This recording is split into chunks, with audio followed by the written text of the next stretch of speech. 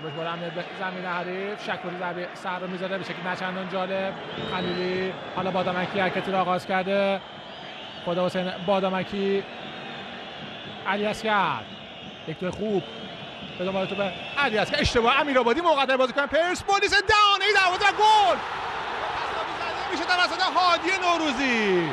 1-1 مساوی رو اشتباه مسلم مهدی امیرآبادی. علی دایی 7-8 بار قبل از این حرکتش پریده بود بالا پایین.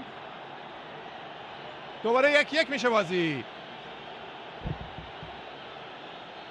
هادی نوروزی در 36مین دقیقه حساب کار رو 1-1 مساوی میکنه.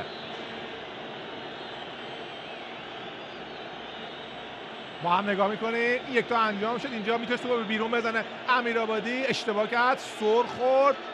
واسه عالی از علیاصغر به دهانه دروازه و نوروزی دروازه خالی رو باز میکنه. این اشتباهی است که امیرآبادی انجام داد. دیگه با دستش هم نتونست توپو بگیره. علیاصغر پاس خوبی رو داد و حساب کار 1-1 مساوی میشه. خیلی